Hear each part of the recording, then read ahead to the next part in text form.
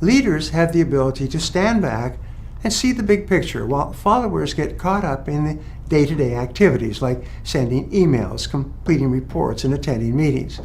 In fact, the ability to think about the future and develop long-term perspective was determined to be the most accurate singular predictor of upward social and economic mobility in America, according to a study conducted by Dr. Edward Banfield of Harvard University.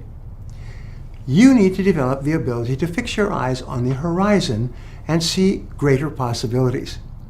But how do you get started? The first step is throwing out all thoughts of self-delusion. Don't trust to luck or hope for miracles and pray for exceptions to basic business principles. Don't expect rewards without working or hope that problems will go away by themselves. You're not going to increase your bottom line or grow your company by wishing for it. As they say, hope is not a strategy. You need to see things exactly as they are and get the facts, whatever they are.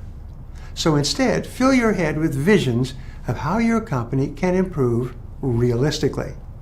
Leaders can see into the future. They are absolutely clear about what it is they want to accomplish and what it will look like. They have the ability to articulate this big picture into the minds and hearts of others.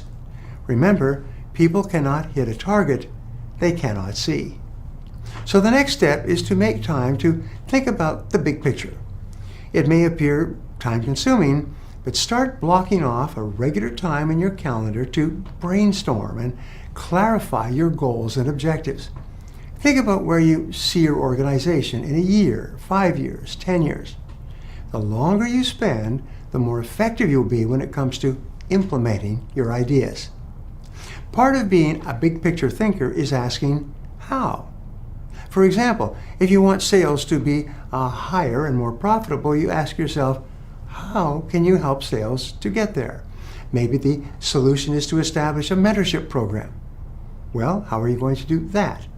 So continue breaking down your big picture thinking into smaller and smaller actionable steps until you have one or two things you can do immediately at that moment.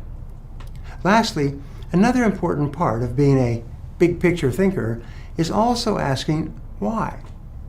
When you start doing the day-to-day activities to move towards your big goals, be sure to take a step back and ask yourself, why did you choose that specific goal?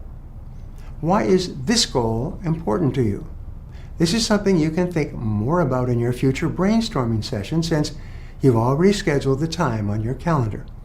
But your job is to choose which goal is more important and which goal is less important, and then to focus on the goal that is more important.